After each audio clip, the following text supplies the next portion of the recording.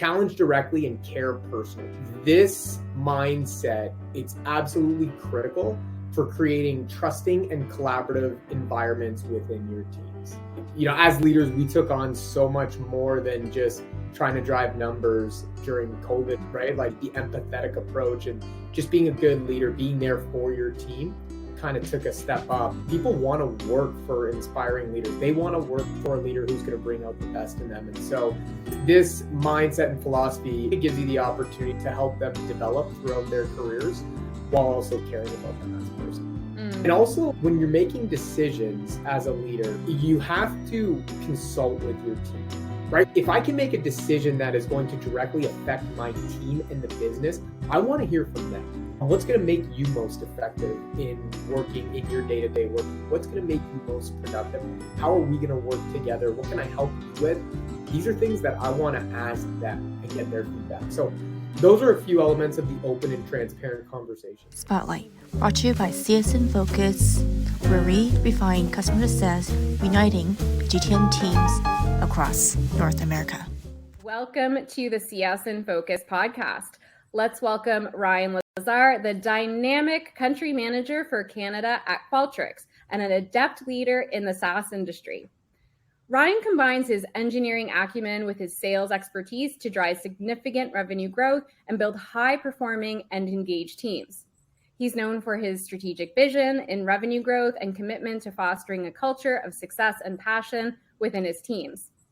So, Ryan, welcome to the podcast. Thank you for joining us.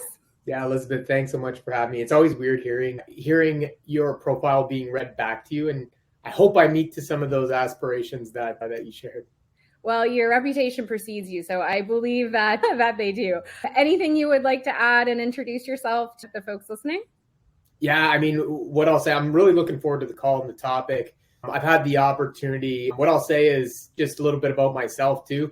I'm from Windsor originally, so small town, blue collar city. And quite honestly, that gave me a lot of like the work ethic that I have here today. So moved to Toronto 16 years ago. Culture shock, to say the least. But it was definitely the David versus Goliath, the underdog mentality that has kind of taken me throughout my career. Great. Awesome. Well, can't wait to learn more about you and from you. So I'll introduce myself really quickly as well. I'm Elizabeth Italiano and one of the hosts here for the CSN Focus podcast. But that's really enough about me. We want to hear more from Ryan. So let's get into it.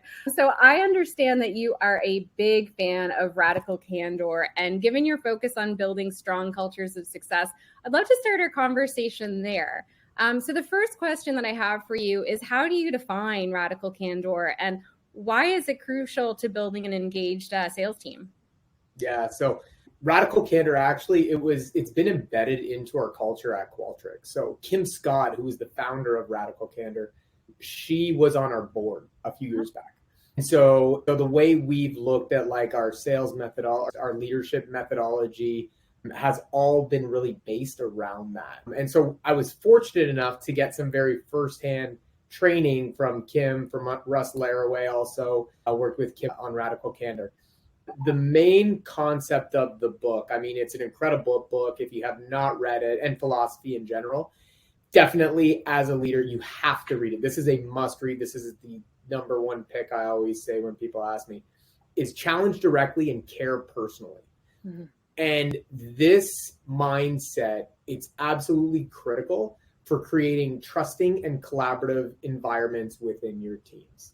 As leaders, we took on so much more than just trying to drive numbers during COVID really too, right? Like the empathetic approach and just being a good leader, being there for your team kind of took a step up. People want to work for inspiring leaders. They want to work to a leader who's going to bring out the best in them. And so this mindset and philosophy, it gives you the opportunity to help them develop throughout their careers while also caring about them as a person. That must have been a very fascinating experience, getting to work directly with those really amazing individuals. Anything in particular that stood out to you, like beyond the book and what you learned in the book from that experience? So yes, absolutely. How they rolled out some of the training, I'll talk about this a little bit later too. It focuses on getting to know the individual, knowing that you're going to be working with them. It's not like like the days 20, 30 years ago when our parents were in the workforce where they had the same job at the same company for a very long time. Mm-hmm. Now, whether it's you report up to a leader or someone reports into you, the time that you have to help develop and work directly with someone is so limited in today's world. If it's 4 years, then we're lucky, right? Mm-hmm. And so in those 4 years, what are you doing as a leader to really help propel them to get to their peak of where they want to be in their career? Yeah, you're right. The span of opportunity that we have in time to work with our teams is shorter and seems to be getting shorter. So you're right. It's capitalizing on that time that you do have is great because it is a small world as well. Getting referrals, references, maybe working with them again at another company. So that's awesome. So the next question that I wanted to chat with you about is how you foster an environment of radical candor with your sales team and how you get them to embrace this approach. So you mentioned to challenge with feedback, but care personally. I don't think I completely quoted you 100% right. But challenge directly, care personally. Challenge directly, care personally. So is that part of how you get teams to embrace the approach? What else do you include there? Yeah, it absolutely is. But in that too, your team members need to know it's coming from a good spot. Right. And so I'm always of the mindset that like trust is earned, right? It's not something that you automatically jump into a role. And if you lead someone, well, then they need to trust you. That's not the case at all. And it is earned. So there's a couple things that, I feel like I've been able to develop really good relationships with the people I work with. First and foremost is just having like open and transparent conversations. I'm just being an open book. Sometimes to my fault, I probably overshare with my team, but we drink our own champagne, right? So Qualtrics as an organization, we focus on experience management, so customer employee experience, and we do quarterly pulses, right? So what that means is on a quarterly basis, we will collect feedback from everyone in the organization. It's fortunate because we do it real time. That feedback collection is actually, we have dashboards that are created for each individual people leader. So me as a people leader, I can actually see what the results are, what my team's saying and how they feel. That in itself that is one element. The second piece to that, the one that really matters, is taking action. And local action is by far the best action. So local action being like a direct leader to their reports.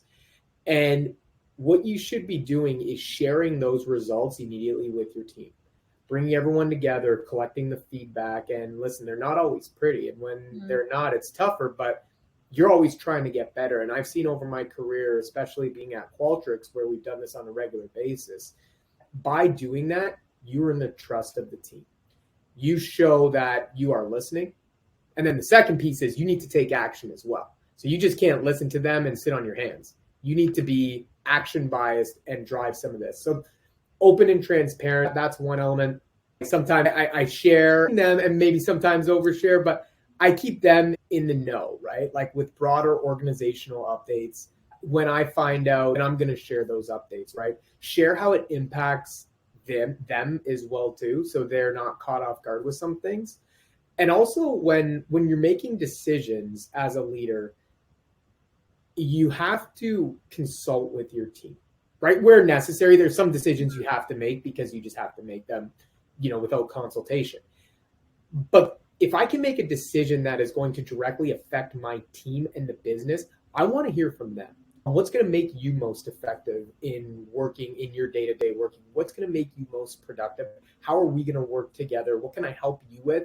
These are things that I want to ask them and get their feedback. So those are a few elements of the open and transparent conversation. The second piece is showing vulnerability as a leader, right? It's the common questions that I ask is, how can I better support you? Where can I improve as a leader? And so those are things that I have a weekly one-on-one with all of my direct reports, and those are things I ask every single week. Yeah. Yeah, that's great. So a few things that I really picked up there. So a bias for action, making them participants, the team participants in the process. So it's not just I'm talking at you and giving you this feedback. It's okay. Let's have this as a two-way conversation as opposed to I'm just giving you feedback. And then the other one thing that I've seen in organizations, and good on you for making sure you and your team pay attention to, is that, okay, you do these surveys, but then nothing happens with them. And then people stop caring. It's like, oh, another survey. Why am I going to bother? Because nothing gets done with it. So I think that is the really key thing, and good on you for focusing on that, because unfortunately I've seen a lot of organizations that stop at the collection of the survey. Well, that's what we do as a business. So for anyone listening, if you want feedback on that, how to address it, I can talk all day about that piece, and it's fun and exciting. Yeah, but you embrace, like you said, you drink your own champagne and you embrace that in your own internal culture, which is great. So when it comes to, getting this participation, having a two-way engagement on feedback and it going both ways, I imagine that this also helps to create an environment that's really strong for things like sales training, strong onboarding program. So a topic that I personally find does not get talked about enough is that many companies do lack a focus in proper sales training and onboarding. And I'd love to hear from you how you integrate Radical Candor into the sales training and onboarding process. Yeah, so it's all, as I mentioned, like when I started, I was given the book Radical Candor, and that's when Kim Scott was on our board. It's a big part of our responsibility as leaders, getting to know the individual as a person, right? It's a different environment than what it was. And I think even like through some of the challenging times that we just had, people experienced a lot of challenges. And for us as leaders, we just weren't driving a number, right? We were helping to keep our teams engaged and make sure that we could help alleviate some of the challenges maybe they were facing on a professional side to help them on their personal side, right? And kind of bringing it together. So we've actually developed, like through the Radical Candor program, a career coaching program. It's been fantastic. There's really 3 elements to it. The first, and I recommend that every single meeting happens in person with the individual. Doing it over Zoom or over a video conference, it just doesn't give the same type of you're not breaking bread. You're not building that connection. And these are good conversations to have, right? And so you want to do it in person. The first piece is the life story, which is sometimes for people a little awkward. So the life story is, tell me about yourself. Start as far back as you want. You can go to kindergarten and just tell me a bit about yourself. Tell me about, how you grew up. Tell me about did you play sports? Were you into music? What did your family dynamic, like brothers, sisters, things like that, right? And it's interesting because I will say you really get to know the person. Not once have I went into that thinking, oh yeah, I know who this person is, and come out like I didn't learn anything. You learn so much about them, and it's amazing. And then the second element of that is really, we talked about it earlier, is what are their aspirations of their career? Where do they want to be at the pinnacle of their career? What type of organization, size, industry, role specifically? So that's the second element. And when you're understanding that piece, what you want to do is develop what are the skills needed. Is it marketing? Is it product? Is it sales? Like what are these different skills? And where do you fit on that scale, like in that specific department or knowledge on a scale of like a 1 to 3? Right? Where can we work on together? And then that's where the third and final component comes in. And that's really is taking action. So we talked about it is you have this short period of time that you're working with the individual. And so what can you do to help them improve those areas where they need to make improvements to get to the pinnacle of their career in what you're doing today? Maybe it's a mentorship program. Maybe it's taking on additional responsibilities. Maybe it's totally outside of, the walls of your organization, but you're helping fund something or career development, right? So there's been a lot of different things that have come up, but really those 3 elements: life story, where they want to be at the pinnacle in their career, and then actions to take and what you can do to develop those areas of opportunity.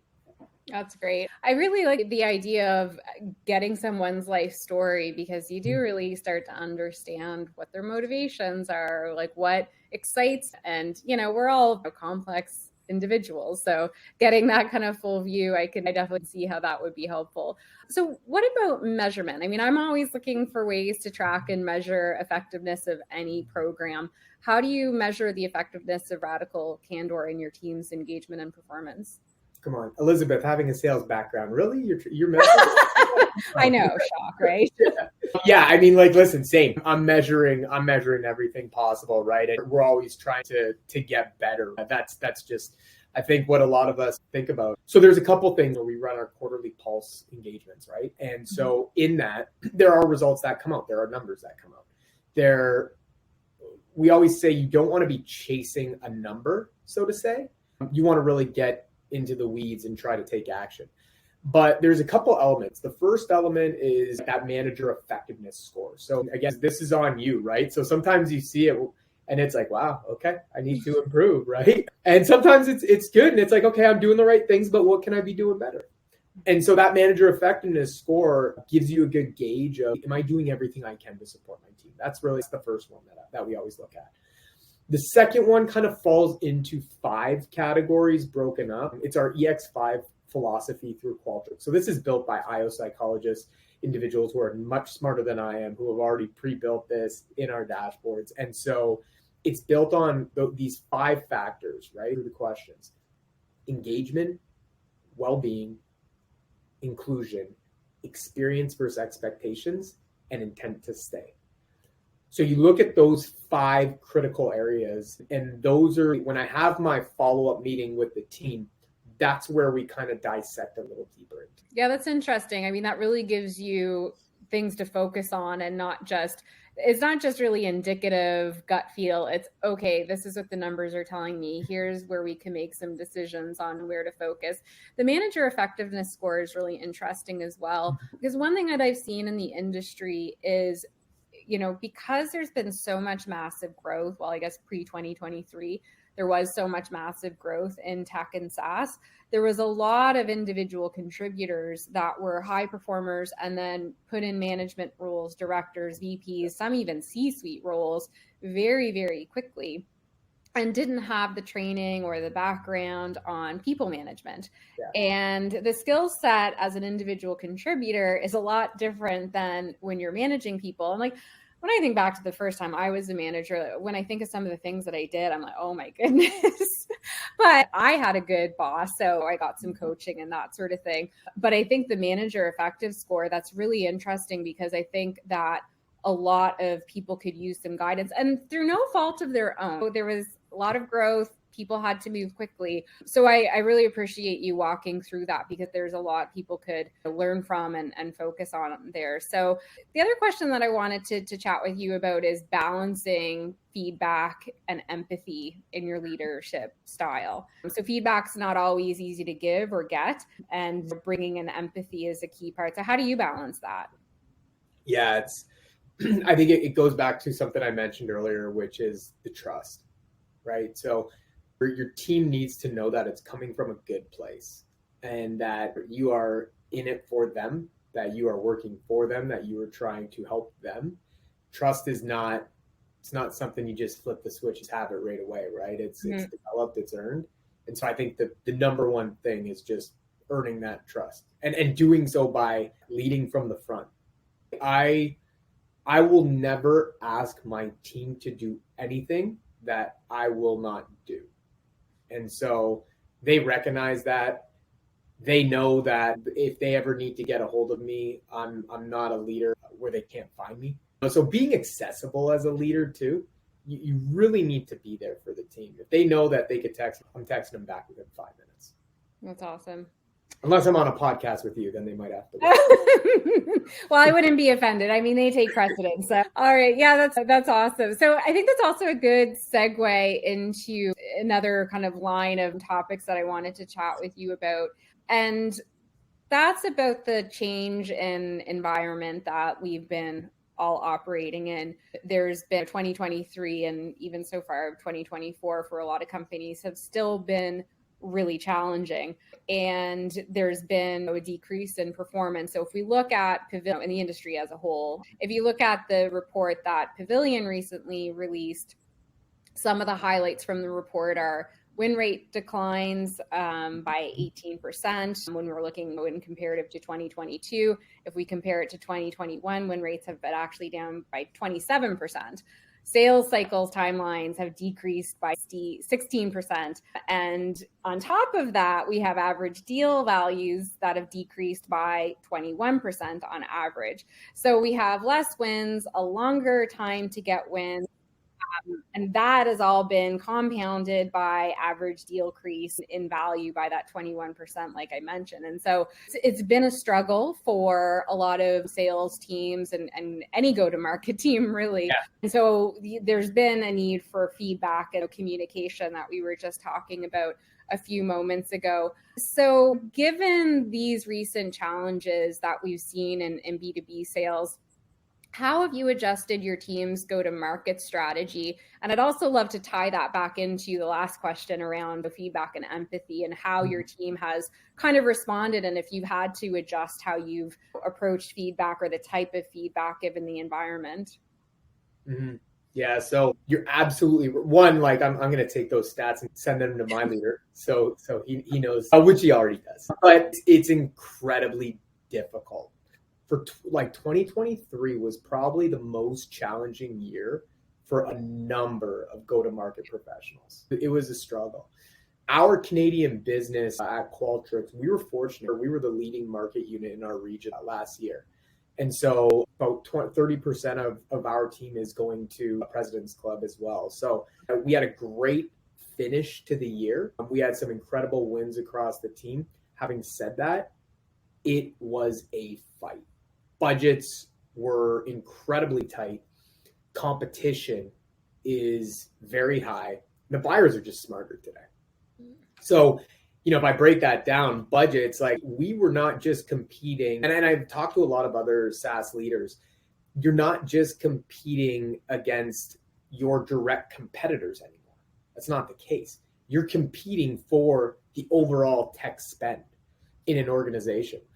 And so you really need to make yourself relevant. You need to show the value in your product early to executives. And then when I talk about just buyers are smarter, I mean, they have access to so much information out there. So it's when you're going to talk with them, you need to be a thought leader. You can't go in and not really own the room and show your industry and how you can help improve their current situation based on what you've done for others.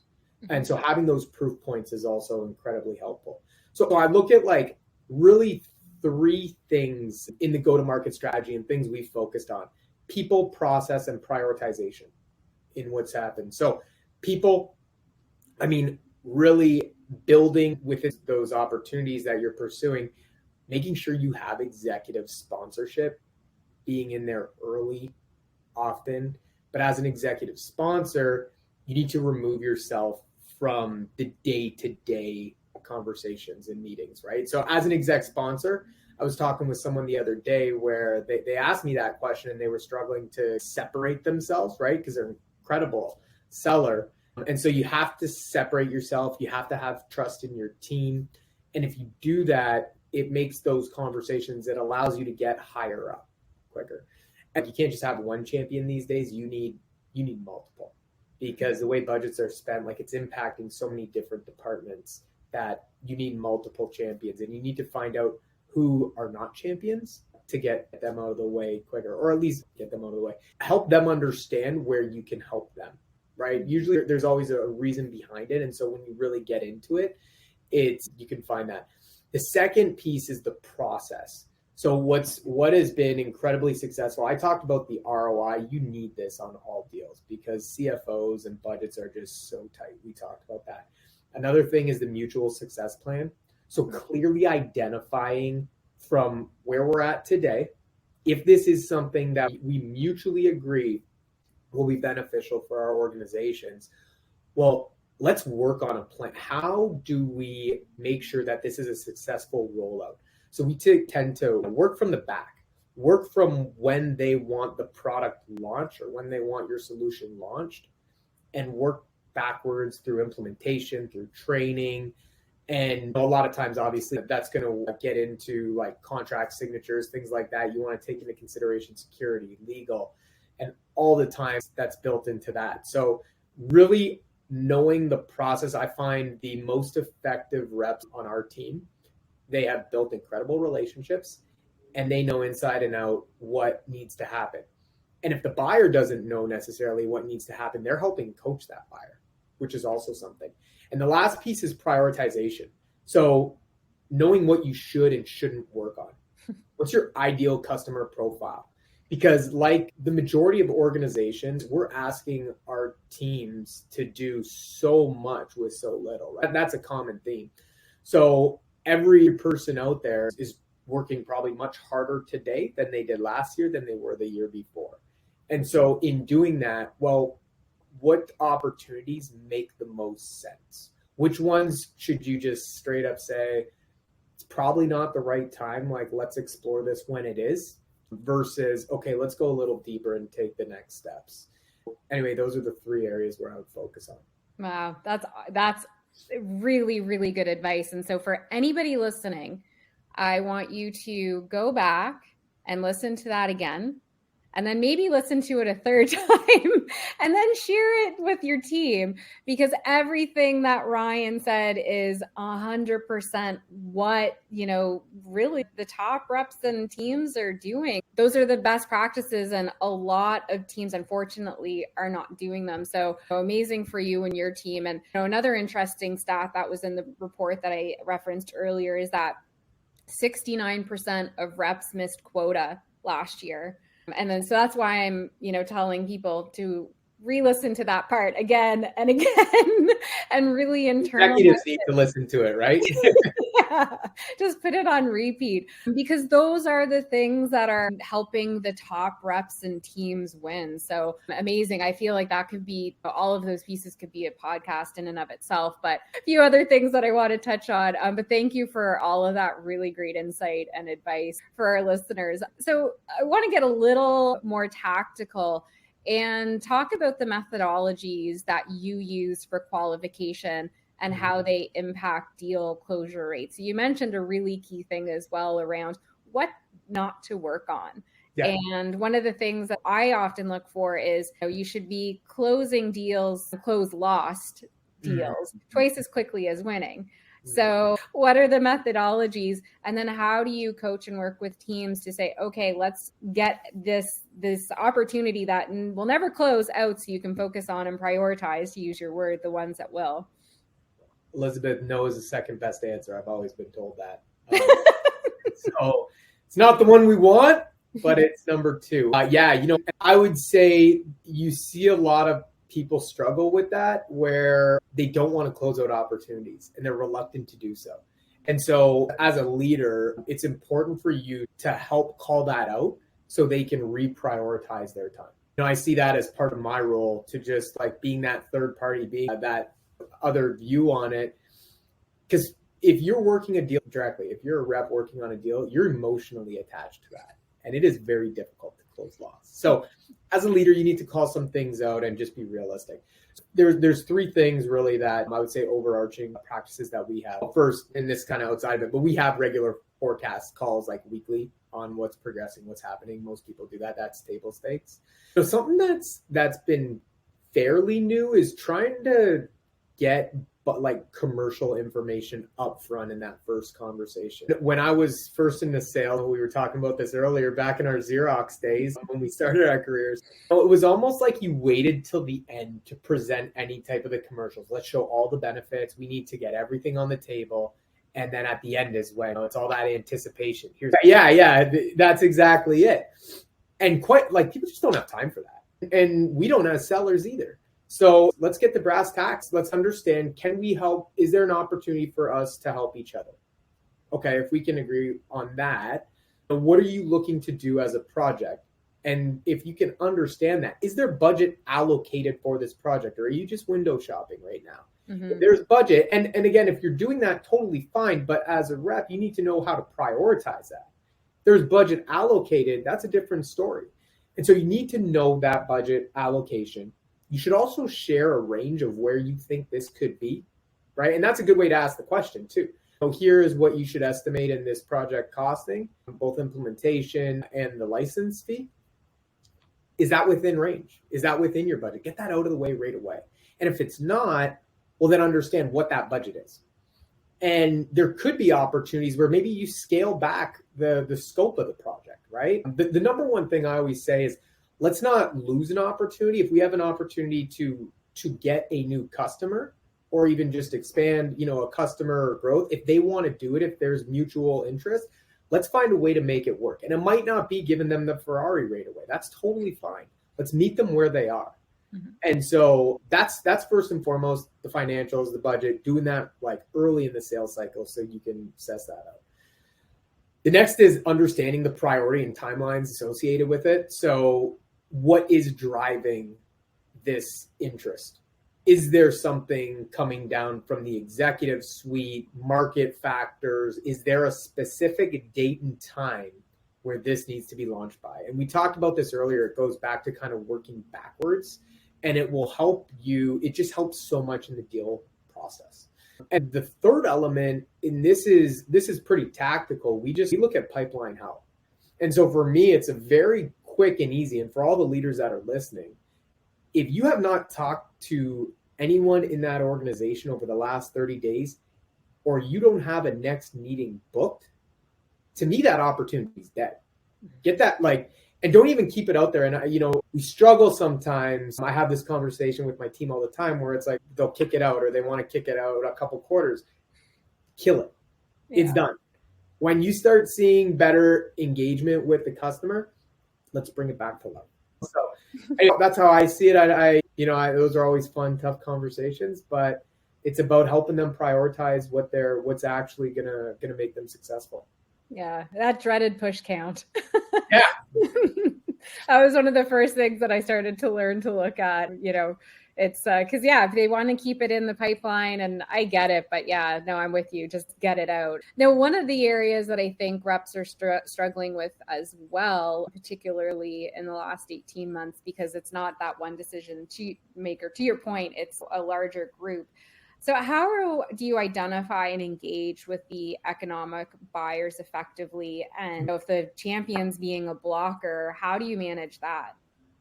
Yeah, that's difficult. If the champion's being a blocker, I wouldn't necessarily call them a champion. I would challenge that they're even a champion, right? Because with champions, I would say they understand the importance of having executive alignment. They understand that it is critical in order to secure this budget that, their executives, our executives connect and they build a trusting relationship.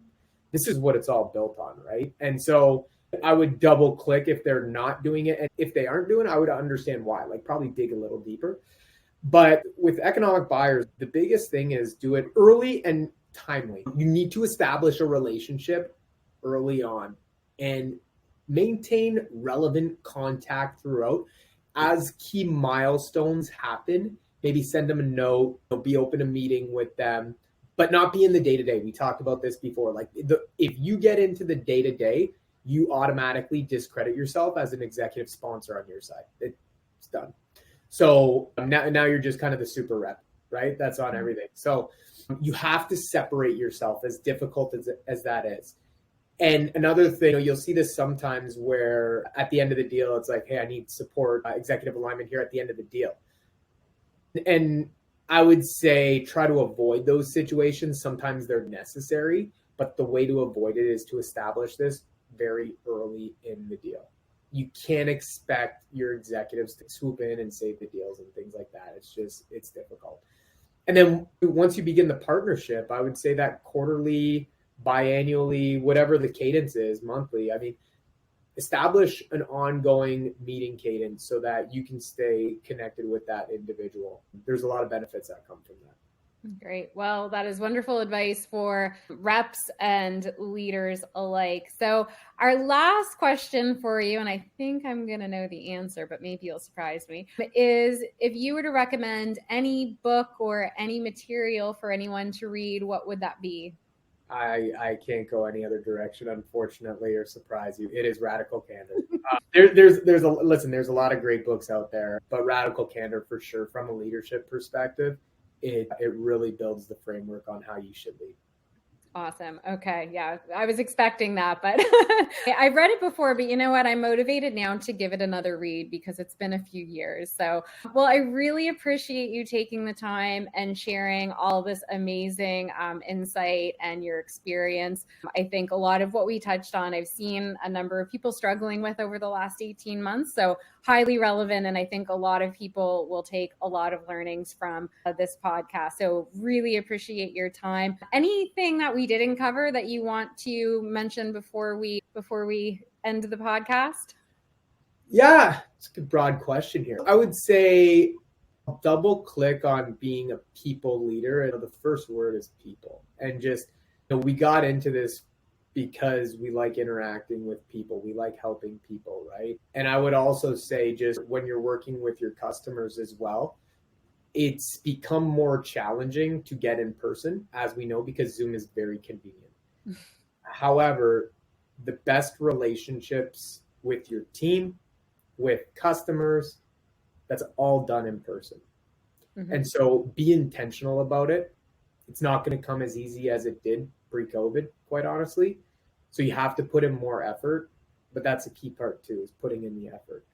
Mm-hmm. And so I would just challenge everyone, whether you're a people leader, whether you're a rep, whatever stage you are, make an effort to be in person as much as possible. So, okay. Great call to action. Yeah. All right. Well, thanks again, Ryan. It was a pleasure talking with you. I could probably talk for another 2 hours about all of this stuff, but I'm sure you have a lot of things to get to. And anyway, so again, thank you for your time. Thanks so much, Elizabeth. Really appreciate the time here, and thanks for the conversation. Yeah, you're welcome.